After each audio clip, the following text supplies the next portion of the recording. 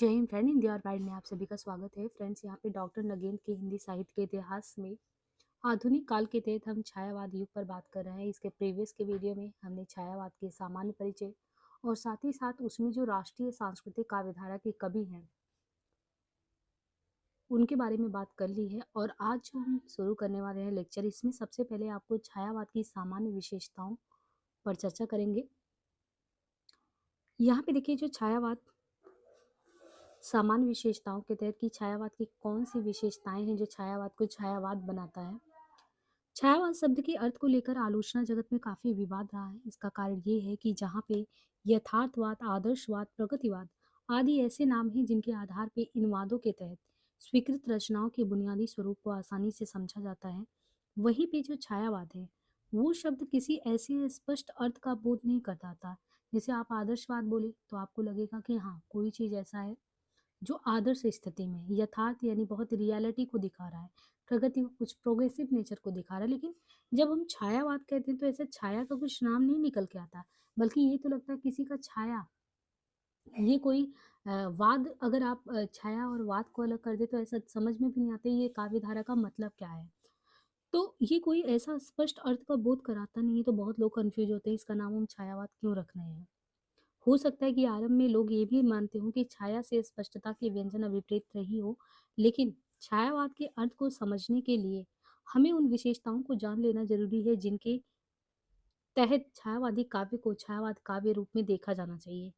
जहाँ पे आपको यथार्थ, प्रगति, काव्य धाराओं के विवेचन में कहीं यथार्थ कहीं प्रगति इनके अर्थों से सहायता मिलती, वहीं छायावाद के अर्थ को समझने के लिए विपरीत दिशा में आपको चलना होगा।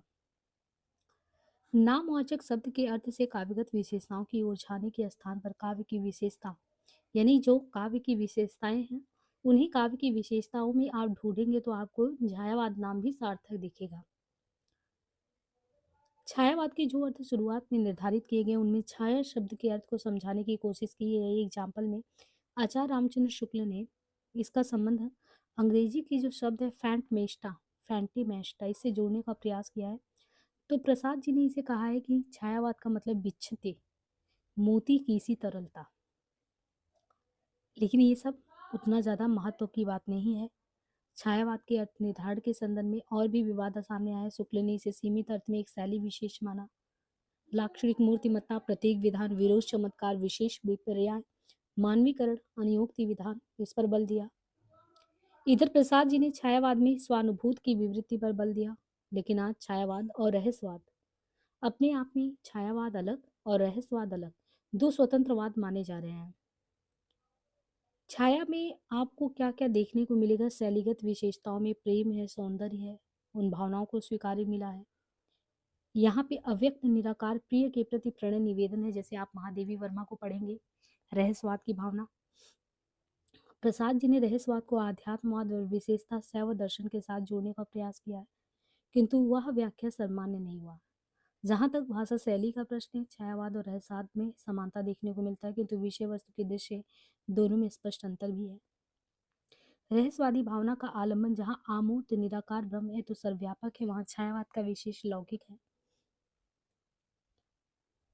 छायावाद के विवेचन के प्रसंग में स्वच्छंदतावादी प्रवृत्ति का भी उल्लेख है। आचार्य शुक्ल ने श्रीधर पाठक को आधुनिक काव्यधारा में सच्चे स्वच्छंदतावाद के प्रवर्तक के रूप में स्वीकार किया। हरिश्चंद्र के सहयोगी में काव्यधारा के नए नए विषयों को उन्मोड़ने की प्रवृत्ति दिखती है। इस प्रकार स्वच्छंदता का आभास पहले पहल श्रीधर पाठक ने दिया। उन्होंने प्रकृति के रूढ़बद्ध रूपों तक न रहकर अपनी आंखों से भी अनेक रूपों को देखा। स्वर्गीय बीड़ा में उन्होंने उस परोक्ष दिव्य संगीत की ओर रहस्यपूर्ण संकेत भी किया जिसके ताल सुर पर ये सारा विश्व नाच रहा है। इन सब बातों का विचार करने पर पंडित श्रीधर पाठक की जो निकल के आते हैं वो पंडित श्रीधर पाठक की सच्ची स्वच्छंदतावाद, रोमांटिसिज्म के प्रवर्तक के रूप में आते हैं। खेद है कि सच्ची और स्वाभाविक स्वच्छंदता का ये मार्ग हमारे काव्य क्षेत्र के बीच चल नहीं पाया।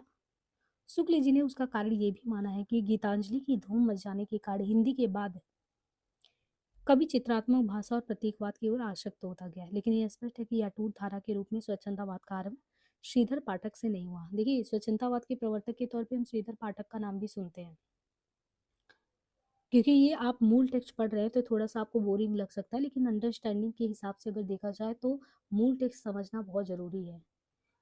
वन लाइनर के जो गाइड होते हैं उनसे तो चीज़ों को करवा दिया जाता है, आप रट भी लेते हैं। यहाँ पे ये किताबें आपकी समझ को विकसित करती हैं।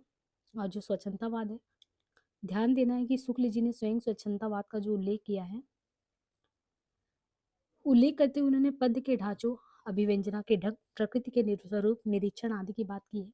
ये विशेषताएं पूर्ववर्ती छायावादी काव्य में सामने आई हैं। वैसे छायावादी काव्य का एक प्रधान लक्षण है स्वानुभूति की प्रत्यक्ष विवृत्ति, जो व्यक्तिगत प्रणय से लेकर करुणा और आनंद तक फैली है। छायावाद और स्वच्छंदतावाद, रोमांटिसिज्म की समानता की ओर यद्यपि अनायास ही ध्यान जाता है। अंग्रेजी की स्वच्छंदतावादी काव्य से पहले काव्य पर कई शताब्दियों तक कठोर अनुशासन रहा। अंग्रेजी के स्वच्छंदतावाद कवियों ने सब बंधनों को आग्रहपूर्वक तिरस्कार किया, लेकिन यहाँ छायावादी काव्य से पूर्व द्विवेदी युग में नैतिक दृष्टि की प्रधानता मिलती है। छायावाद में उसका विरोध भी है। वस्तुतः छायावादी काव्य स्वच्छंदतावादी कम और पुनरुत्थानवादी ज्यादा है। छायावाद की प्रणयानुभूति पर रीतिकालीन श्रृंगार चित्रण भी देखने को मिलता है। काव्यशास्त्रीय मूल्यों की दृष्टि से भी छायावाद प्राचीन सिद्धांतों, विशेषकर रस सिद्धांत के अनुरूप है। छायावादी काव्य शर्ववाद, कर्मवाद, वेदांत, शैव दर्शन, अद्वैतवाद, भक्ति आदि पुरानी सिद्धांतों को व्यक्त करता है। छायावादी काव्य की अभिव्यंजना पद्धति भी नवीनता और ताजगी लिए हुए है। द्विवेदी कालीन जहाँ पे वो खड़ी बोली और छायावादी खड़ी बोली दोनों में अंतर है। द्विवेदी योगीन खड़ी बोली, छायावादी खड़ी बोली में बहुत अंतर है। भाषा का विकास, समग्र काव्य चेतना के विकास का रंग। द्विवेदी युग काव्य बहिर्मुखी है, उसमें स्थूलता और वर्णनात्मकता ज्यादा है। इसके विपरीत छायावादी काव्य में जीवन की सूक्ष्म निर्मित स्थितियों का आकार है। उसकी शैली में उपचार वक्रता मिलती है, जो मानवीकरण आदि अनेक विशेषताओं के रूप में है। ब्रज और खड़ी बोली के विवाद के कारण भी छायावादी कवि ने आग्रहपूर्वक खड़ी बोली को अधिक सूक्ष्म, चित्रात्मक और वक्र बनाया है।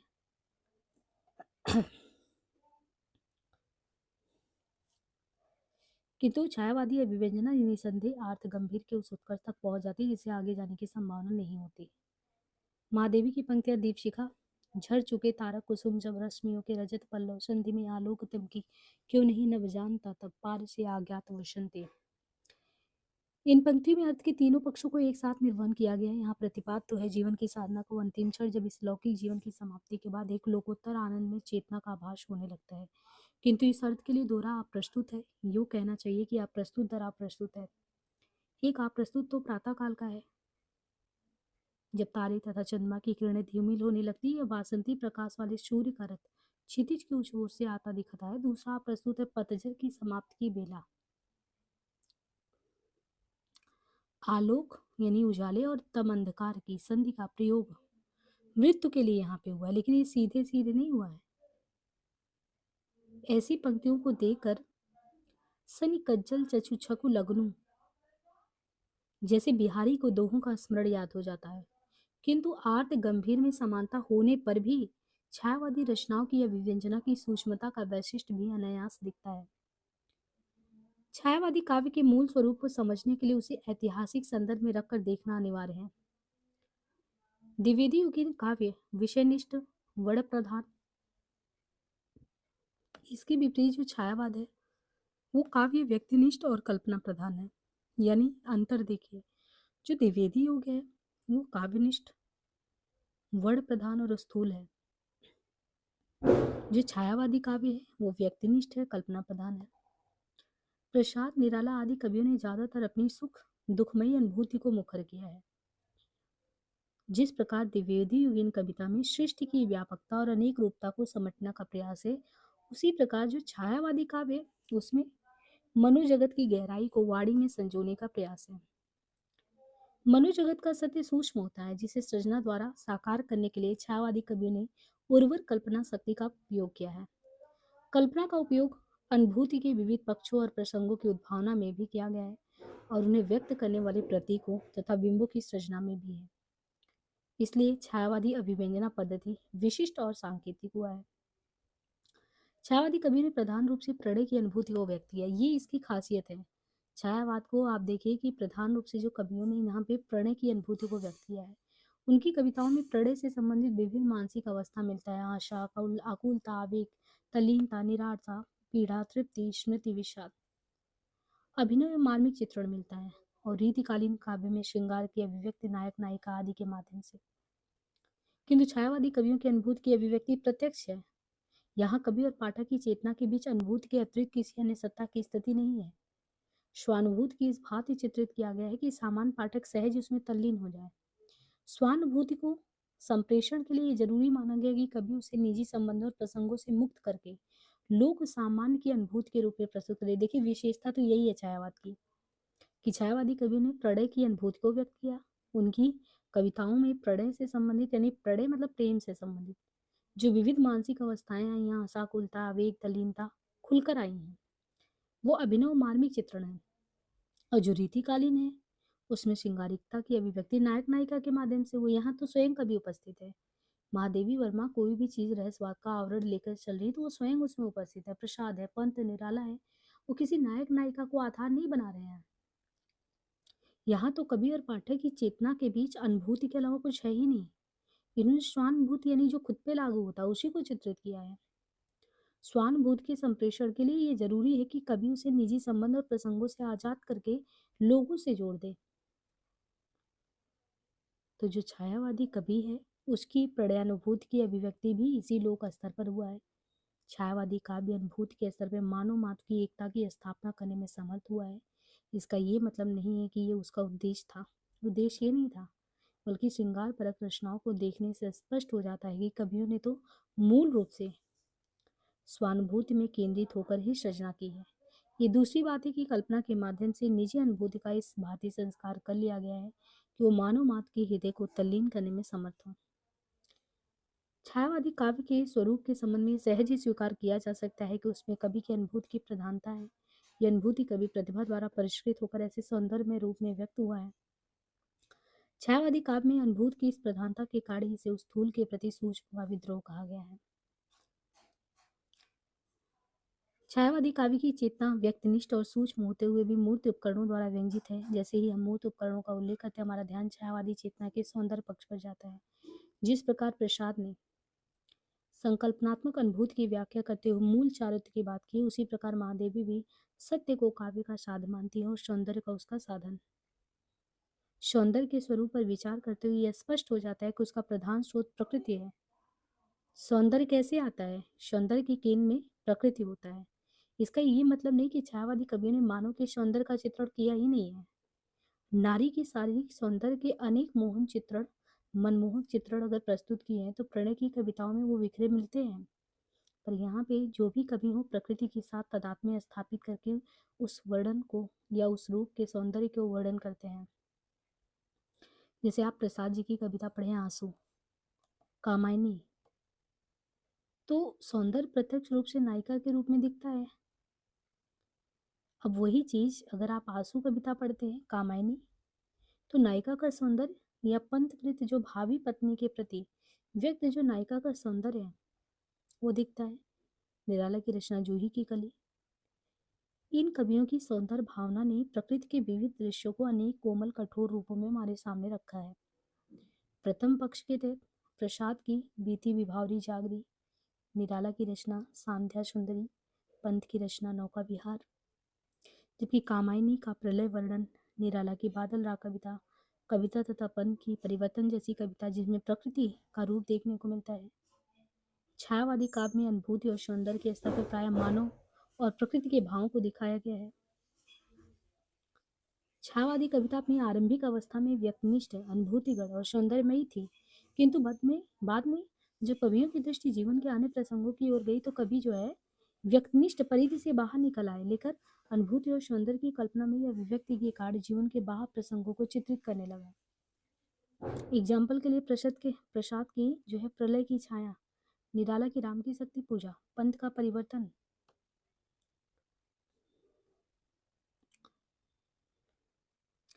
इसी प्रकार छायावाद की अंतर्मुखी अनुभूति प्रदान मूल चेतना ने सृष्टि के बाह्य और स्थूल पक्ष के चित्रण में भी नई स्फूर्ति और आवेग का संचार किया। इसमें संदेह नहीं कि छायावादी भावबोध स्वानुभूति और सौंदर्य प्रधान कल्पना द्वारा ही निर्मित हुआ है, किंतु छायावादी काव्य की अनुभूति केवल मन के स्तर पर ही नहीं रुक जाती, वो और भी गहरी उतरती हुई आत्मा के लोक में संचरण करती है। छायावादी कवि की दृष्टि अंतर्मुखी होती हुई पहले तो मन के स्तर पर संचरण करती है, किंतु वहां भी उसका पूर्ण परितोष नहीं होता, आत्मा तक पहुंचती है। पहले तो छायावादी काव्य भाव के स्तर पर अंतः सृष्टि और बाह्य सृष्टि की एकता को स्थापित करता है, फिर आध्यात्मिकता के स्तर पर इस एक को मूल्य सत्य के रूप में प्रतिष्ठित करने का प्रयास करता है।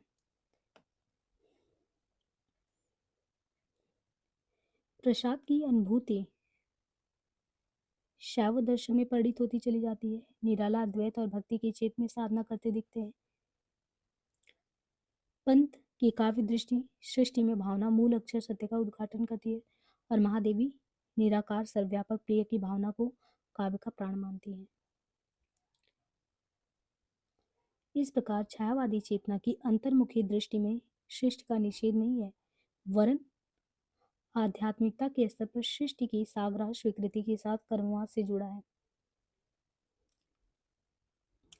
आधुनिक युग के पुनर्जागरण के आंदोलन ने आध्यात्मिक सत्य का जो रूप दिया है वो छायावादी संवेदना का भी अंतरंग मूल्य बन पाया है।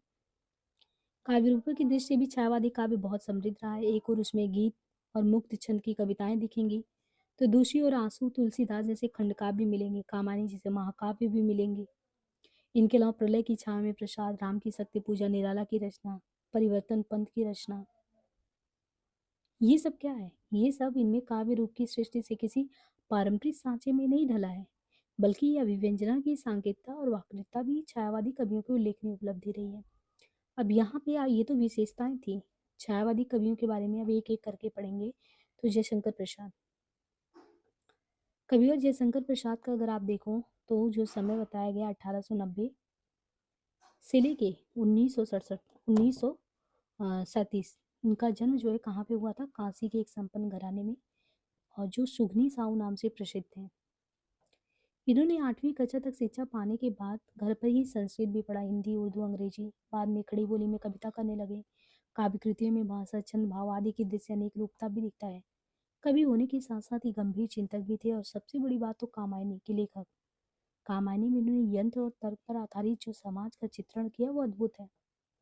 साथ ही साथ शैव दर्शन की अभिव्यक्ति भी मिलती है।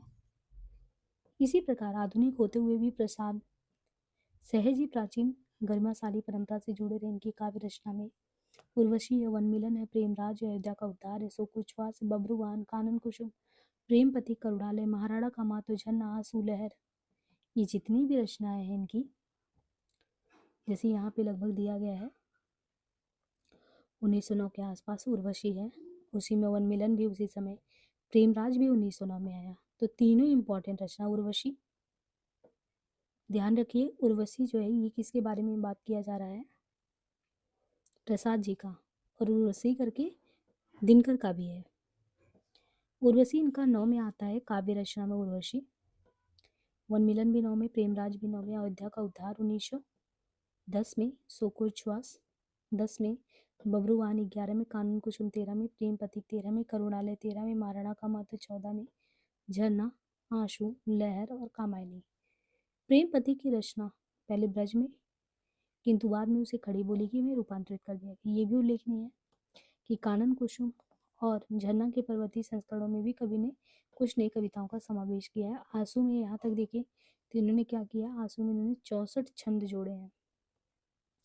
झरना के पूर्व की सभी रचनाएं द्विवेदी युग के तहत लिखी गई हैं। प्रसाद जी की आरंभिक शैली बहुत कुछ अयोध्या सिंह उपाध्याय की संस्कृत गर्भित शैली से मिलता जुलता है, जो स्थूल और बहिर्मुख है। छायावादी विशेषताओं के दर्शन सबसे पहले अगर आपको देखना है तो झरना में देखिए। वो कहते कि जो झरना लिखा गया, झरना वाला बहुत कुछ आपको अयोध्या सिंह उपाध्याय की संस्कृत गर्भित शैली से मिलता जुलता दिखता है। इनकी अनेक कविताओं में कवि ने अंतर्मुखी कल्पना द्वारा सूक्ष्म भावनाओं को भी अभिव्यक्त किया है। बाह्य सौंदर्य का चित्रण करते हुए उन्होंने उसके सूक्ष्म और मानसिक पक्ष को व्यक्त करने का प्रयास किया है। आंसू के आरंभ में कवि की विरह वेदना की अभिव्यक्ति इन पंक्तियों में मिलता है। ये पंक्तियां हैं, इस करुणा कलित हृदय में अब विकल राजनी भजनी बस्ती, क्यों हाहाकार स्वरों में वेदना असीम गरजती। ये बहुत इंपॉर्टेंट आंसू कविता की पंक्तियां हैं। इसी के अंत में एक छंद भी जोड़ा है, सबको निचोड़ लेकर, सबका निचोड़ लेकर तुम सूखे से सूखे जीवन में, बरसों प्रभात हिमकन सा आंसू इस विश्व सदन में। इन दोनों उदाहरणों से ये स्पष्ट हो जाता है कि जो प्रसाद जी शुरुआत में लिखते हैं, आरंभिक उनकी व्यक्तिगत वेदना है उसको भूल कर, यानी खुद की जो वेदना है, व्यक्तिगत जो दर्द है उसको भूल कर अंत में वो अपने आंसू को विश्व कल्याण से जोड़ देते हैं। ये बड़ी बात है। जिस प्रकार राष्ट्रीय सांस्कृतिक धारा के कवियों में आपने देखा होगा द्विवेदी युग में, नहीं द्विवेदी युग में क्यों, इसी में सांस्कृतिक चेतना के कवि को हम लोगों ने इसमें देखा। तो जो राष्ट्रीय सांस्कृतिक धारा के जो कवि थे, जिस तरीके से इन्होंने स्वार्थ का निषेध कर समाज, भारतीय समाज से चीज़ों को जोड़कर देखा, उसी प्रकार जो छायावादी कवि हैं उनमें व्यक्तिगत वेदना से ऊपर उठकर करुणा या विश्व कल्याण की भावना की अभिव्यक्ति दिखती है। तो ये चीज़ जैसे आपने द्विवेदी युग पढ़ा, इसमें है क्या अंतर आया कि इन लोगों ने भी, छायावादी कवि भी अपने व्यक्तिगत वेदना से उठकर करुणा या विश्व कल्याण की भावना से चीज़ों को जोड़ के देखते हैं। अब जैसे ये आंसू है, एक खुद का पर्सनल लाइफ का आंसू हो सकता है, बट उसको उन्होंने नहीं किया, उन्होंने व्यष्टि को समष्टि से जोड़ा, लोक के कल्याण से जोड़ा। तो वो आंसू किसी एक व्यक्ति की आत्मिक और अंतिम मनोभूमि का परिचय नहीं दे रहा है, वो सभी की आत्मिक और अंतिम मनोभूमि का परिचय दे रहा है। शुक्ल जी जैसे मेधावी आलोचक ने जब टीका टिप्पणी किया प्रसाद पे, तो वो कहें कि कहने का मतलब ये है कि वेदना की कोई एक निर्दिष्ट भूमि नहीं हुई, वो सारी पुस्तक का कोई एक संबंधित प्रभाव नहीं है, किंतु ध्यान देने वाली बात ये है कि आंसू एक स्मृति काव्य है, एक याद करने वाला काव्य है, और ऐसा हो ही नहीं सकता किसी के जीवन में स्मृतियां ना हो। तो कवि ने अपने अतीत जीवन की अनुभूतियों को स्मृति के माध्यम से दर्द भरी अभिव्यक्ति दी है। यही कारण है कि आंसू की भावभूमि अस्थायी नहीं है, विकासशील है। उसमें कवि का अतीत ही नहीं, उसका वर्तमान भी जुड़ा है। इसलिए अंत तक आते आते कवि अपने व्यक्ति जीवन के निराशा और अवसाद से ऊपर उठकर अपनी वेदना को करुणा के रूप में विश्व प्रेम में रूपांतरित कर देता है। इसका कारण स्पष्ट है कि जो छायावादी काव्य है वो निराशावादी काव्य नहीं है, वो मानव समाज के लिए कल्याण की कामना से अलंकृत काव्य है। इसीलिए छायावादी कवियों की व्यक्तिगत निराशा ही करुणा और विश्व प्रेम का रूप ग्रहण कर लेती, जहां पहुंचकर कवि सारे संसार की वेदना को खुद स्वीकार करके विश्व जीवन को सुखमय बनाता है।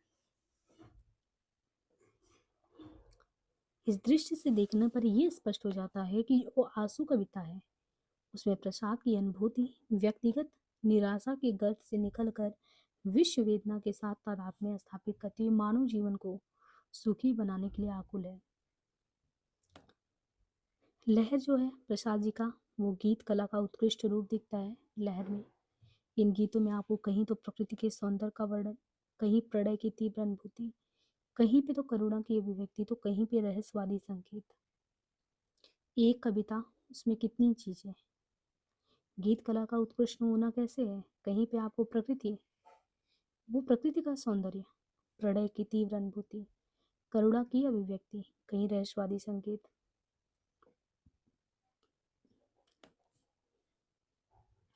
शेर सिंह का शस्त्र समर्पण, पेशूला की प्रतिध्वनि और प्रलय की छाया में, ये जो है शेर सिंह का शस्त्र समर्पण, पेशोला की प्रतिध्वनि और प्रलय की छाया में कवि ने मुक्त छंद में ऐतिहासिक प्रसंगों की शक्तिशाली और मार्मिक अवतारणा की है। कल्पना की मनोरमता, भावुकता और भाषा शैली में प्रौढ़ता को इसकी रचनाओं में देखा जा सकता है। कामायनी प्रसाद की अंतिम कृति है, इस जिसे आपने गोदान को देखा होगा, प्रेमचंद जी का अंतिम कृति। ऐसी कामायनी प्रसाद की अंतिम कृति, इसके कथानक का आधार वो प्राचीन आख्यान है जिसके अनुसार मनु के अलावा संपूर्ण देवजाति प्रलय का शिकार हो जाता है और मनु तथा श्रद्धा या कामायनी के संयोग से मानव सभ्यता का प्रवर्तन कैसे होता है, इसका कथानक बहुत ही संक्षिप्त, लेकिन कवि ने इसमें जीवन के अनेक पक्षों को उद्घाटित किया है। व्यापक स्तर पर कामायनी की एक संदर्भ का संबंध मनु और श्रद्धा के व्यक्तिगत जीवन और प्रणय के साथ है। इड़ा के चरित्र का एक अंश भी इस प्रसंग से जुड़ा है। प्रसाद ने इन प्रमुख पात्रों के चरित्रांकन में मनुष्य की अनुभूतियों, कामनाओं और आकांक्षाओं की अनेक रूपता का वर्णन किया है। यह कामायनी की चेतना का मनोवैज्ञानिक पक्ष है। कवि ने यहाँ पे मनु आदि के माध्यम से मानव मात्र के मनोजगत के विविध पक्षों का चित्रण चिंता, आशा, वासना, ईर्ष्या, संघर्ष, आनंद आदि सर्गों में किया है।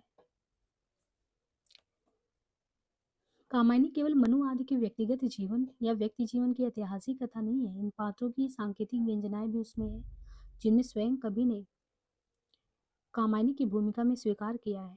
यह आख्यान इतना प्राचीन है कि इतिहास में रूपक का भी अद्भुत मिश्रण है। इसलिए मनु, श्रद्धा और ईड़ा इत्यादि अपना ऐतिहासिक अस्तित्व रखते हुए सांकेतिक अर्थ की भी अभिव्यक्ति करे तो मुझे कोई आपत्ति नहीं। मनु अर्थात मन के दोनों पक्ष, हृदय और मस्तिष्क का संबंध क्रमशः श्रद्धा और ईड़ा से भी सरलता से होता है। तभी इस उक्ति के आधार पर कामायनी में रूपक तत्व के विशद विवेचन का प्रयास भी करता है। किंतु ध्यान देने की बात यह है कि प्रशांत ने रूपक शब्द का प्रयोग इतिहास के संदर्भ में किया है, कामायनी के संदर्भ में नहीं। कामायनी के संदर्भ में तो कवि ने मनु आदि पात्रों के ऐतिहासिक व्यक्तित्व को प्रधान माना है। उनके सांकेतिक अर्थ की अभिव्यक्ति में उन्हें कोई आपत्ति नहीं है।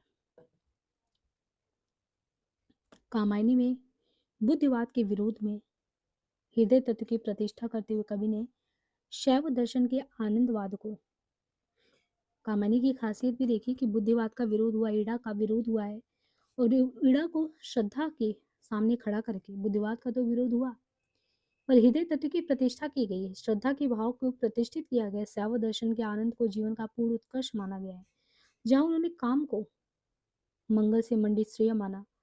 श्रद्धा की प्रेरणा से मनु की कामना के बंधनों से ऊपर उठकर सामरस्य के आनंद की उपलब्धि में तत्पर दिखाया गया।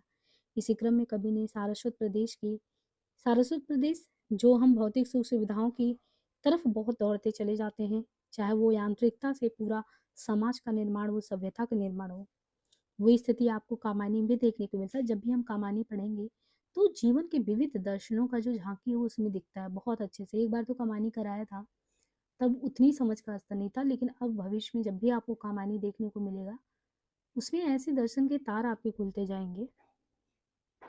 तो ये अपने समकालीन सामाजिक व्यवस्था की विषमता का चित्रण तो कर ही रहे थे उस समय जब कामायनी 35 में लिखा गया होगा, लेकिन आज भी इतना ही प्रासंगिक है। आज भी हम एक दुनिया से बाहर की ऐसी दुनिया का निर्माण कर लेते हैं जो सब कुछ यांत्रिक है, वहाँ पे भावनाओं का कोई स्थान नहीं है, और बहुत जल्दी इंसान वहाँ पे खोखला हो जाता है। अनेक विद्वानों का कहना है कि लोक मंगल की भावना को मुखरित करते हुए भी कामायनी की चेतना मूलतः व्यक्तिवादी आध्यात्मवादी चेतना, जो अपने युग के यथार्थ की समस्याओं का उद्घाटन करती धरातल पर रखती है। वास्तव में किसी भी काव्य को सभी दृष्टियों से पूर्ण और आदर्श काव्य ना तो माना गया है, ना ही संभवतः माना जा सकता है, क्योंकि व्यक्ति और समाज के स्तर पर जीवन के विकास की संभावनाएं असंख्य और असीम है। इसलिए कामायनी अपनी सीमाओं के बावजूद हिंदी साहित्य की एक गौरवशाली उपलब्धि है। प्रसाद के बाद निराला जी का स्थान आता है। निराला जी का समय यहाँ पे बताया गया है 1897 से लेके 1962 का जीवन इनके अनेक अभावों और जो विपत्तियां उनसे घिरा रहा। लेकिन चाहे अभाव हो चाहे विपत्ति, हमारे जितने भी लेखक थे उन्होंने कभी भी सामने झुकना नहीं सीखा। अभाव की तीव्र और मर्मांतक व्यथा को झेलते हुए भी साधना में तल्लीन रहे। मगर कब तक कोई इस तरह जी सकता है? एक समय हमारे कभी भी टूट जाते हैं, और उनको वो चीज़ें ऐसे ही नहीं कहते, उनकी रचनाओं में वो चीज़ें दिखती हैं। निराला का मन और बुद्धि तो संघर्षों की उपेक्षा करते हुए अविचलित रहा, चलते रहे वो, किंतु उनकी चेतना के भीतर जैसे कुछ टूट रहा था, धुल रहा था, उघुल रहा था। उनके जीवन के अंतिम वर्ष जहाँ उनकी चेतना का अथक अविचल संघर्ष की कहानी कहता है, वहाँ उनके जीवन की विपत्तियां और व्यथाओं की दुर्नवार शक्ति को भी व्यंजित करता है। 1916 से लेके 58 तक निराला निरंतर जब भी काव्य साधना में तल्लीन रहे। ये समय वही है, 18 से आप देखिए छायावाद शुरू हो जाता है, चाहे वो अनामिका लिख रहे हैं, परिमल लिख रहे हैं, गीतिका लिख रहे हैं, तुलसीदास। अब जैसे इनका अनामिका है 1923, परिमल 30, गीतिका 36, तुलसीदास 38। कुछ अरसों तक ही निराला ने मतवाला और समन्वय का संपादन किया, ये पत्रिकाओं के नाम है। निराला को केवल व्यक्ति के रूप में ही परिस्थितियों का तीव्र विरोध नहीं करना पड़ा कि जैसे एक नॉर्मल व्यक्ति करता है, एक कवि के रूप में उनका बहुत विरोध हुआ। और विरोध किसका होगा? जो सच्चाई है, सच्चाई को रखेगा डंके की चोट पे। इसका प्रधान कारण तो उनकी मौलिकता है, जो कवि के दीप्त अहंकार को साहित्यिक अभिव्यक्ति देता है। सन 1916 की बात है जब उन्होंने जूही की कली को छपने के लिए देना चाहा, तो उस युग के साहित्य चेताओं के लिए एक चुनौती बनकर आया, क्योंकि उन्होंने उसमें जो प्रणय की, प्रेम की अटखेलियां को चित्रित किया, मुक्त छंद का आवरण लेके, दोनों ही उस समय की मान्यताओं के खिलाफ था कि आप प्रेम को इस तरीके से प्रदर्शित नहीं कर सकते, वो भी मुक्त छंद में तो बिल्कुल ही नहीं। निराला अपनी धुन के पक्के, जब लोगों ने उनको बोला कि नहीं प्रकाशित हो सकता, वो फक्कड़ स्वभाव के, उन्होंने सबकी उपेक्षा की। उनके काव्य में आरंभ से ही विविधता के दर्शन होते गए। ये विविधता भाषाईगत भी है, भावगत भी है, विचारगत भी है, शिल्पगत भी है। फिर उन्होंने परिमल में गीत भी है और मुक्त छंद भी। तो परिमल लिखते हैं, उसमें गीत भी है और मुक्त छंद भी है। मधुर भाव से अनुप्राणित प्रणय गीत भी है और ओजपूर्ण रचनाएं भी है। उसमें उनके अधिवास और पंचवटी प्रसंग जैसी दर्शन प्रधान रचनाएं भी हैं और भिक्षु तथा विधवा जैसी कविताएं भी हैं, जिनमें आपको यथार्थ का तीव्र दंश दिखता है। यानी अगर निराला उस समय इन विपत्तियों से जूझ कर या जिस तरीके से तत्कालीन जो साहित्य चेता थे उनके नकारे जाने पर अगर उन्होंने अपनी लेखनी बंद कर दी होती तो शायद निराला निराला के तरीके से नहीं हमारे हिंदी साहित्य जगत में रहते। लेकिन जैसा कि हमारे साहित्यकारों ने कभी झुकना सीखा नहीं था, वो अपना कार्य करते गए, उन्हें समाज को सामाजिक योगदान, साहित्यिक योगदान जो देना था वो देते गए। बाद में उन्होंने बहुत सारी रचनाएं लिखी जिनमें यथार्थ को, नंगी तस्वीरों को प्रस्तुत किया हमारे समाज के। भिक्षु कविता देखिए, वो तोड़ती पत्थर हो गया। तो निराला की एक ही समय की रचनाओं में दिखाई देने वाली आपको अनेक रूपता, अनेक विषय दिखेंगे। अन्य कवियों की जैसे पंत की अनेक रूपता काल में विस्तृत साधना की विशेषता, जैसे जैसे युग बदलता है कवि यथार्थ के नए स्तर आयाम को छूता जाता है। निराला अद्वैत दर्शन से भिखारी के जीवन तक फैले युग सत्य के विविध स्तर को हमारे सामने रखते हैं। ये सूक्ष्म गवेषणा का विषय है, अनुसंधान का विषय है कि उनके जीवन में जो बिखराव आया उसे चेतना और शिल्प के माध्यम से उन्होंने जोड़कर रख दिया। हर एक रचनाकार के जीवन पे कुछ ना कुछ प्रभाव पड़ता है दर्शन का। अधिवास, पंचवटी, प्रसंग, तुम और मैं आदि रचनाओं में कवि ने दार्शनिक सत्य को रूपायित किया। परिमल और गीतगा, इनमें प्रार्थना और वंदना के गीत लिखे जो मध्यकालीन भक्ति परंपरा से जोड़े जा सकते हैं। आध्यात्मिकता के प्रति निष्ठा होने के कारण कवि में कहीं कहीं रस भावना भी दिखता है। आध्यात्मिकता सहज ही कवि की सांस्कृतिक चेतना से जुड़कर आ गया है। निराला में भी पुनर्जागरण के प्रभाव के फलस्वरूप जो प्राचीन भारतीय परंपरा है उसके प्रति निष्ठा का भाव आया। जैसे आपने पहले देखा कि द्विवेदी काल वगैरह में जो हमारी राष्ट्रीय सांस्कृतिक चेतना की भावधारा के कवि, उन लोगों ने जब सोचा कि हम लोग जगाए कैसे, तो जगाने का पहले यही मतलब होता कि कुछ ऐसी चीज़ें याद दिला जाए कि हम लोग पहले से इस चीज़ से संपन्न रहे, अभी वो चीज़ भूल गए हैं। इनकी कविताओं में तुलसीदास में कवि ने गोस्वामी तुलसीदास के माध्यम से भारतीय परंपरा के गौरवशाली मूल्यों को प्रतिष्ठित किया। इस खंडकाव्य में उन्होंने लोक में प्रचलित उस कथा को आधार बनाया जिनके अनुसार ये माना जाता कि जब तुलसीदास बिना बुलाए अपनी पत्नी रत्नावली से मिलने के लिए उनके नैहर पहुंचे तब उन्हें जो फटकार लगा, जिसका प्रभाव ये हुआ कि तुलसीदास ने गृहस्थ जीवन को त्याग कर रामोपासना में लीन हो गए। काव्य के आरंभ में कवि ने मध्यकालीन भारत की पतित अवस्था का चित्रण किया, जिसका कार्य है भारत पर विशेषी शासन की स्थापना। तो इस संदर्भ में निराला ने जीवन के सभी पक्षों के विघटन और हास्य का शक्तिशाली चित्रण किया। एक तो तुलसीदास के पास उस समय निराश होने का अवसर था, वो हताश होकर बैठ जाते। हताश होकर निराला तब बैठ जाते जब इनकी रचनाओं को लौटा दिया गया। ऐसे तमाम कवि हैं जिनके अंदर प्रतिभा है, उनको अपने आप को सिद्ध करने के लिए बहुत समय लगता है। और ये एका दुका एग्जाम्पल नहीं है, हिंदी साहित्य में भरे पड़े एग्जाम्पल है। तो तुलसीदास जी नहीं माने। इसी तरह आप पौराणिक कथा में अष्टावक्र की कथा सुने कि उनको किस तरीके से जानकी के दरबार में जाके अपने आप को सिद्ध करना पड़ा कि शास्त्रार्थ में उनको कोई पराजित कर दे। कोई छोटा बड़ा आयु से तो होता नहीं है।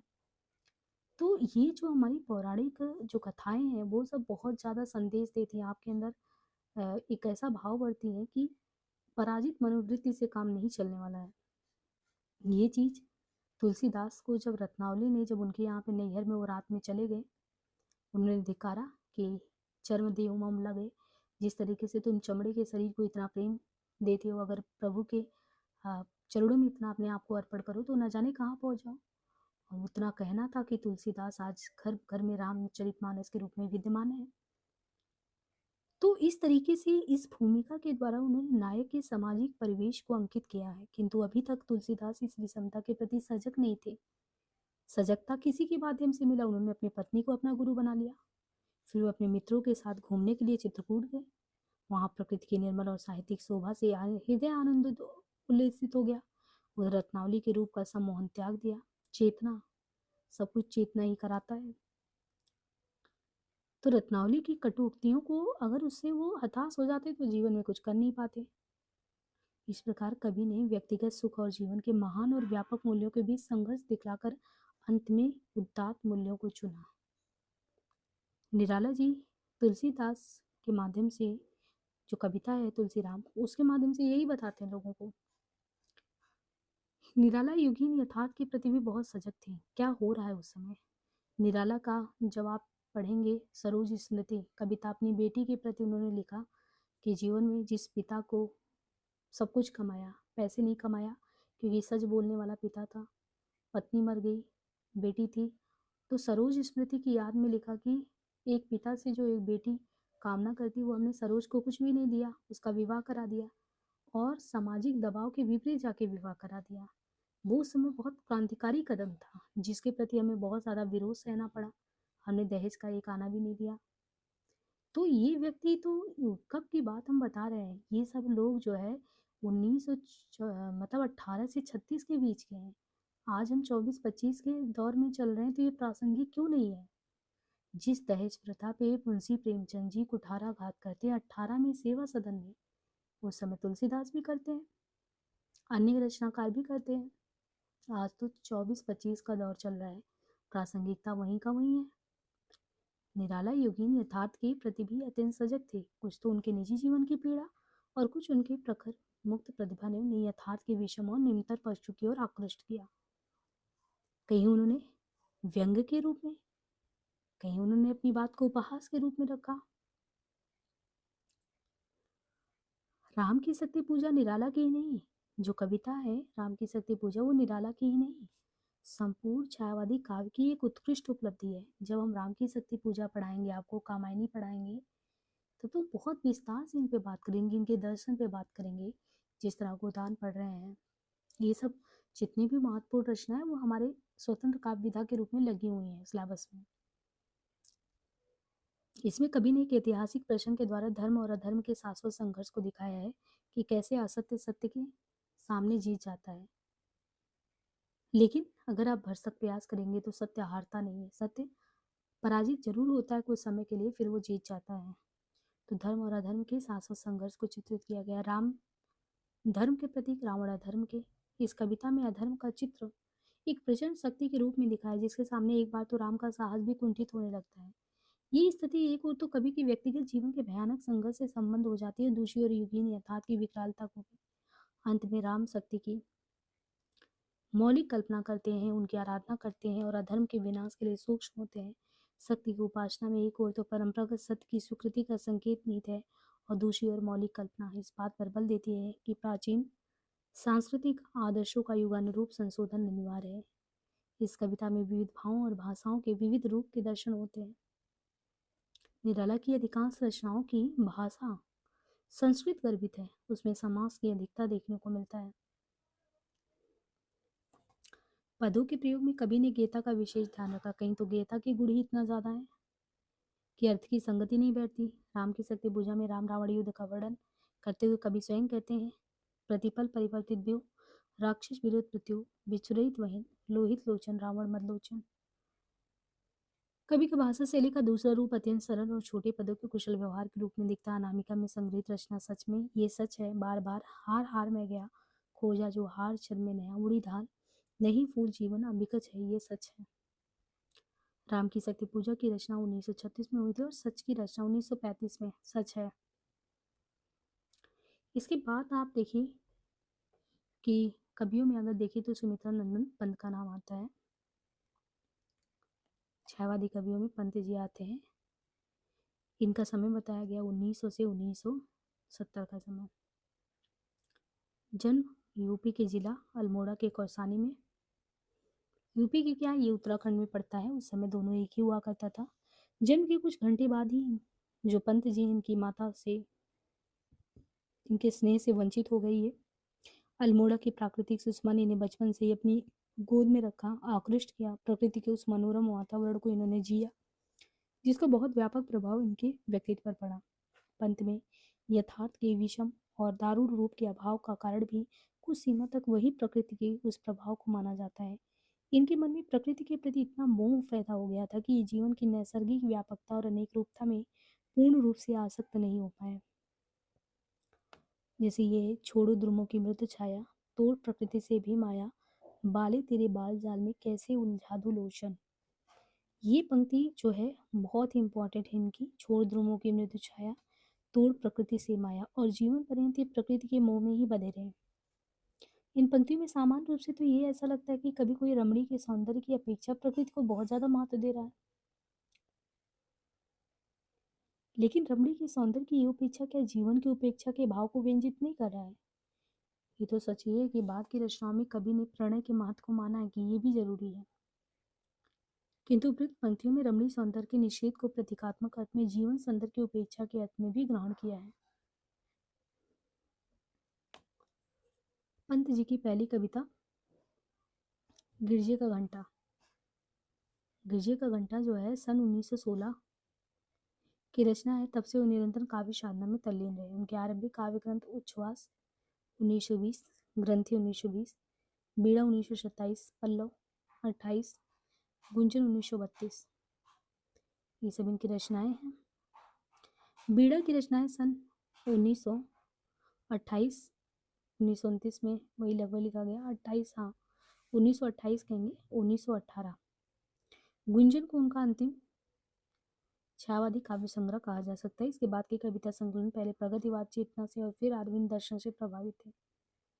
पंत काव्य में प्रकृति के मनोरम रूपों का मधुर और सरस चित्रण करते हैं। आंसू की बालिका, पर्वत प्रदेश में पावस आदि कविताओं में प्रकृति के मनोहर चित्र दिखते हैं, जिनमें कवि की जन्मभूमि के प्राकृतिक सौंदर्य, किंतु बादल और छाया जैसी कविताओं में केवल एक अद्भुत या विलक्षण कल्पना, जिसे चमत्कार की अनुभूति तो होती है, किसी गंभीर भाव की नहीं।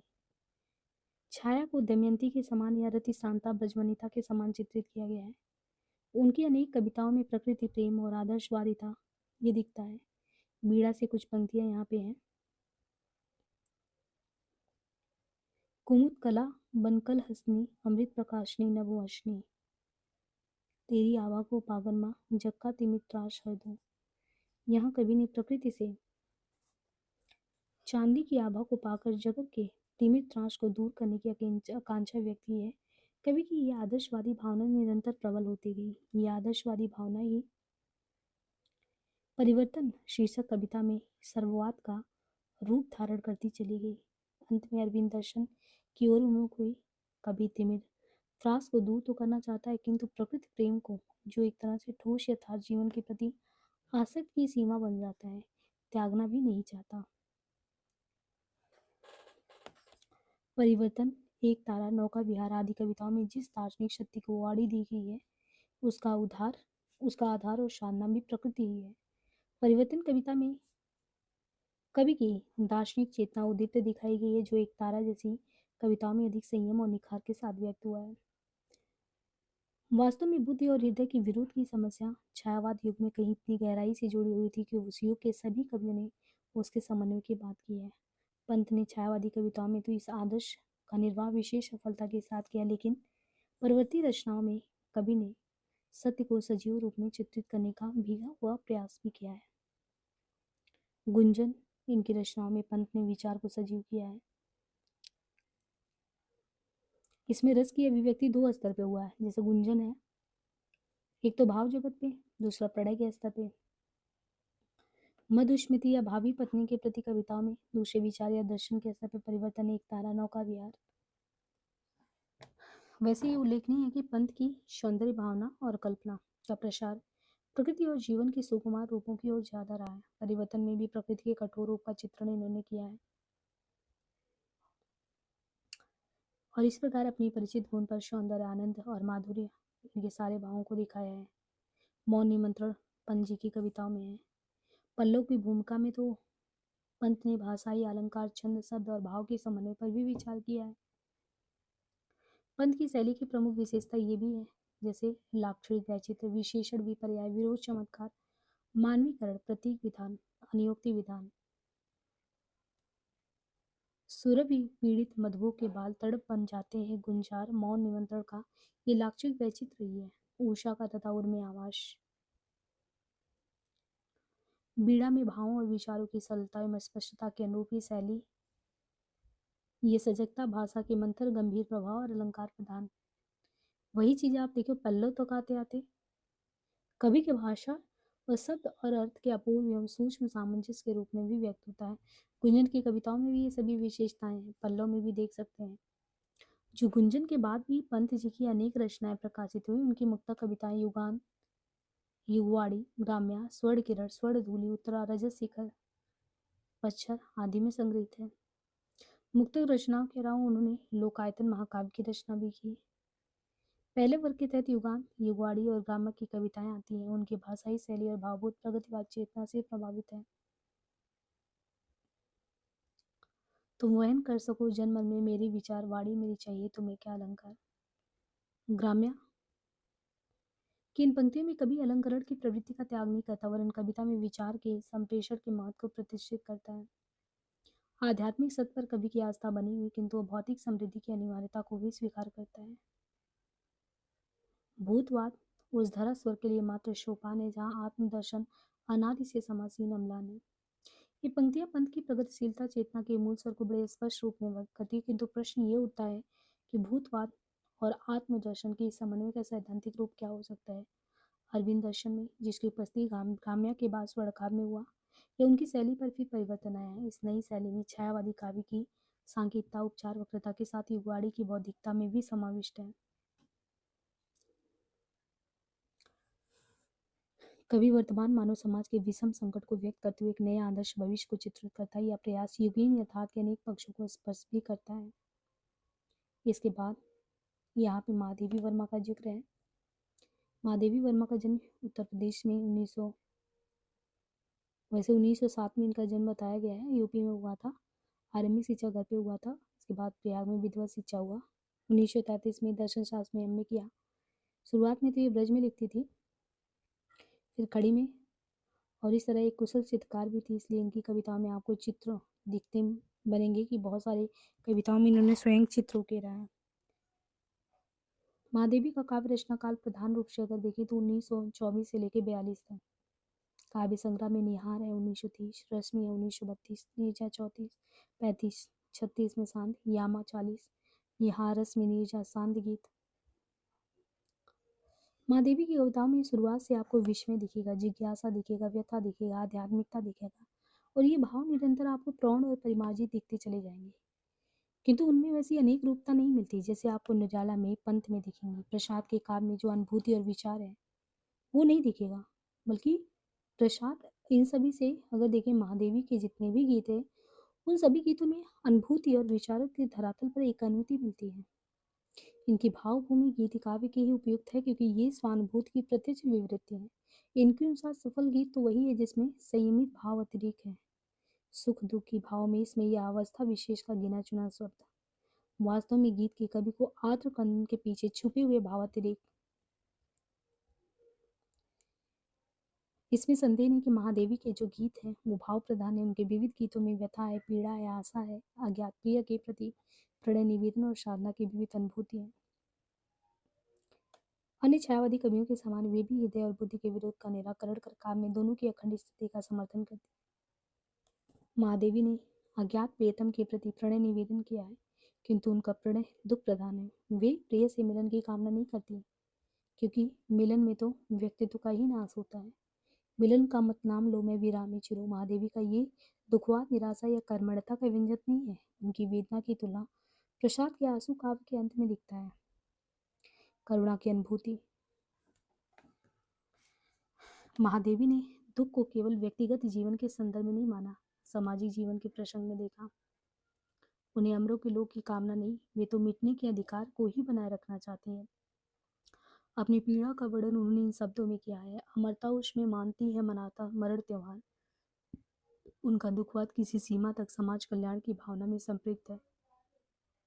वे जब अपने जीवन की तुलना नीर भरी दुख की बल्ली या दीपशिखा से करती हैं तो वहां पे आध्यात्मिकता साधना के साथ साथ लोक कल्याण की भावना दिखती है। जिस प्रकार घटा स्वयं को गलाकर सृष्टि का सुख और शीतलता देने का काम करता, वही काम दीपक स्वयं जलकर काम करता है, लोगों को आलोकित। उसी प्रकार महादेवी स्वयं साधना की आग में चलकर सामाजिक जीवन को अधिक सुखद और मंगलमय बना रही हैं। दुख प्रति निर्माण उन्मत्त ये अमरता नापते बात देंगे अंक संस्कृति तिमिर में स्वर्ण वेला। महादेवी पर बौद्ध दर्शन का प्रभाव केवल उनकी लोक मंगल विधायनी पीड़ा की स्वीकृति तक सीमित है।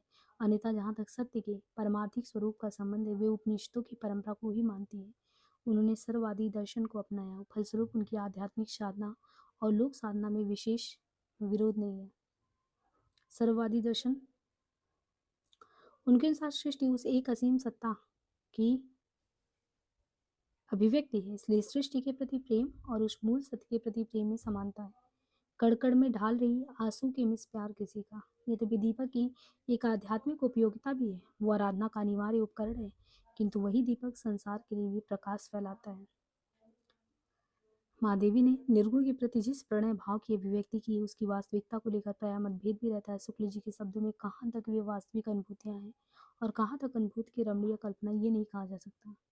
अनुभूत की वास्तविकता का प्रश्न एक टेढ़ा प्रश्न है, इसलिए शुक्ल जी भी इस विषय में किसी निश्चित मत का प्रतिपादन नहीं करते। यदि रचनाकार को ही अनुभूत की वास्तविकता का प्रमाण माना जाए तो महादेवी की रहस्य अनुभूति की वास्तविकता के बारे में कोई संदेह नहीं रह जाता। जैसा कि पहले ही कहा चुका है कि महादेवी की अनुभूति केवल व्यक्तिपरक आध्यात्मिकता की अनुभूति नहीं है, उसमें लोक कल्याण की भावना भी है। जोड़ी आस्था, अटूट साधना और आत्म बलिदान के रूपों में गीतों में बिखरी है। इस प्रकार महादेवी ने मध्यकालीन रहस्य साधना की परंपरा को माना है। छायावाद के इसके अलावा अन्य कवि भी हैं। छायावादी काव्य के विकास में बहुत सारे कवि हैं, जिनमें माखनलाल चतुर्वेदी, बालकृष्ण शर्मा नवीन, भगवती चरण वर्मा राष्ट्रीय सांस्कृतिक काव्यधारा या प्रेम या मस्ती की काव्यधारा के तहत आते हैं, किंतु उन पर छायावादी विशेषताओं का भी काफी प्रभाव है। राम कुमार वर्मा, उदय शंकर भट्ट, मोहनलाल महतो वियोगी, आरसी प्रसाद सिंह, केदारनाथ मिश्र प्रभात। प्रथम वर्ग के कवियों में त्रिपाठी, नवीन, माखनलाल चतुर्वेदी, जिन्होंने राष्ट्र प्रेम और सांस्कृतिक गौरव को चित्रित किया, उनकी अभिव्यंजना पद्धति पर छायावादी प्रवृत्तियों का गहरा प्रभाव है। इसका एक प्रधान कारण ये भी है कि छायावादी कविता में राष्ट्र प्रेम और सांस्कृतिक गरिमा भी है।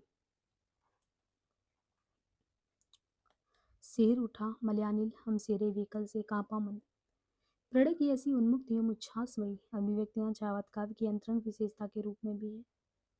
आगे द्वितीय वर्ग के कवियों में डॉक्टर राम कुमार वर्मा का नाम सर्वाधिक उल्लेखनीय है।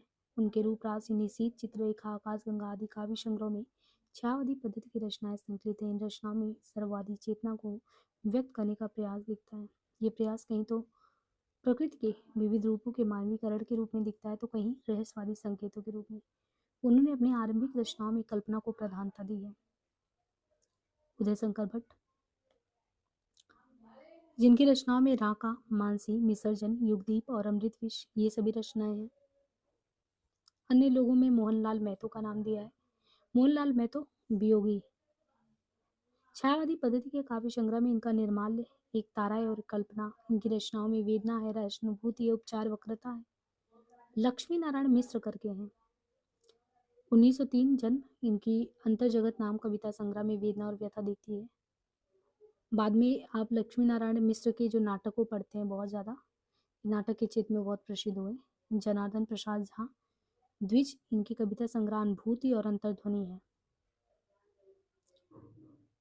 इनमें भी वेदना के प्रति वैसी ही आसक्ति दिखती है। वेदना जीवन के व्यापक विराट सत्य और किसी महान उद्देश्य के साथ जोड़ा नहीं गया है। इनके अलावा गोपाल सिंह नेपाली हैं। गोपाल सिंह नेपाली काव्य संग्रह का नाम है पंछी और रागिनी। केदारनाथ मिश्र प्रभात काव्य संग्रह है चिरस्पर्श। आरसी प्रसाद जी का भी है कलापी। अब जो प्रेम और मस्ती के काव्य हैं और उनके रचनाकार, उनको हम नेक्स्ट में लेंगे। आज के वीडियो को यहीं एंड करते हैं। ये है 8765085310, ये नंबर है। किसी को अगर पेड क्लास के लिए संपर्क करना हो वो कर सकता है। एक क्लास जो है पेड भी चल रहा है, तो अगर आपको गाइडेंस लेना है तो जुड़ सकते हैं।